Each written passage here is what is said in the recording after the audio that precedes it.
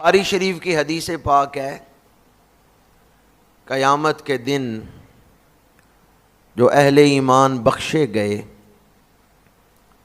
وہ اللہ کی بارگاہ میں دعا مانگیں گے، یا اللہ ہمارے کچھ بھائی ہمارے ساتھ نمازیں پڑھتے تھے، ہمارے ساتھ روزے رکھتے تھے اور ہمارے ساتھ نیک اعمال کرتے تھے، لیکن آج وہ ہمارے ساتھ نہیں ہیں،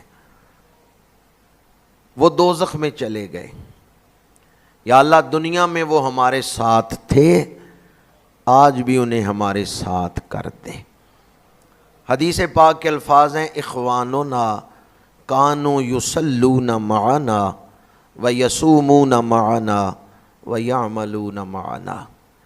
الہی ہمارے وہ بھائی جو ہمارے ساتھ نمازیں پڑھتے تھے، ہمارے ساتھ روزے رکھتے تھے، ہمارے ساتھ نیک عمل کرتے تھے، آج ہمارے ساتھ نہیں ہیں۔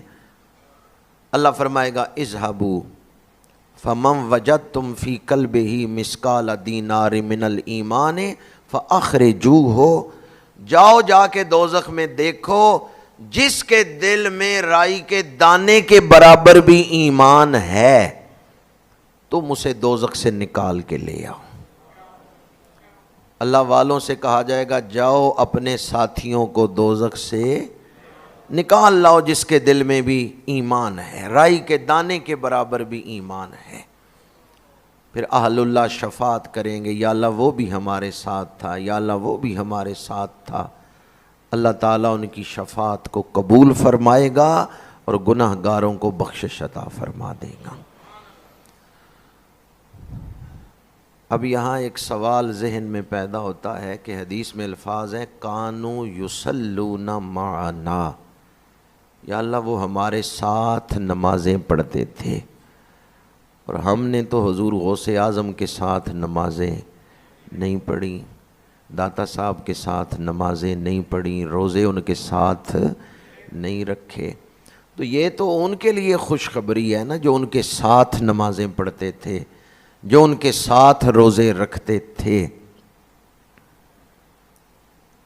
اس کی تشریح تو چلیں بعد میں آپ کے سامنے کرتا ہوں، پہلے یہ بات عرض کرنا چاہتا ہوں، نمازیں تو ہم بھی اکٹھے پڑھ رہے ہیں، ہم میں سے جو بخشا جائے وہ دوسروں کو یاد رکھے، وہ دوسروں کے لیے رب کی بارگاہ میں دعا کرے، جو بخشا جائے وہ دعا کرے یا اللہ فلاں بھی میرے ساتھ تھا، یا اللہ فلاں بھی میرے ساتھ تھا۔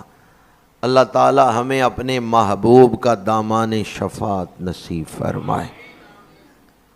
تو اگر کوئی یہ کہے بھئی یہ خوشخبری تو ان کے لیے ہے جو صحابہ کے ساتھ نمازیں پڑھتے تھے، جو تابعین تھے، جو تبع تابعین تھے، یہ ان کے لیے خوشخبری ہے، جو اہل اللہ کے ساتھ نمازیں پڑھتے تھے، ہم نے تو داتا صاحب کے ساتھ نمازیں نہیں پڑھیں، تو قربان جاؤں حضور کی رحمتوں پر۔ میرے آقا کریم نے فرمایا المرء مع من احبا، اور بخاری شریف میں ہے انت مع من احببتا، دنیا میں تو جس سے محبت کرے گا حشر کے دن اسی کے ساتھ ہوگا۔ ایک ہے ساتھ نمازیں پڑھنا، ساتھ مل کے نیک عمل کرنا، ایک ہے ساتھ مل کے نیک عمل تو نہیں کر سکے پر محبت رکھتے تھے۔ ہم داتا صاحب کے ساتھ نمازیں تو نہیں پڑھ سکے پر آج ان سے محبت تو رکھ سکتے ہیں، آج ان اہل اللہ سے پیار تو کر سکتے ہیں۔ شعب الایمان کے اندر حدیث پاک ہے قیامت کے دن ایک گناہگار کو ایک ولی کامل کے ساتھ کھڑا کیا جائے گا۔ گناہگار کبھی اپنے آپ کو دیکھے گا، کبھی اللہ کے اس ولی کو دیکھے گا، یا اللہ کہاں میں گناہگار، کہاں یہ عظیم المرتبت ہستی۔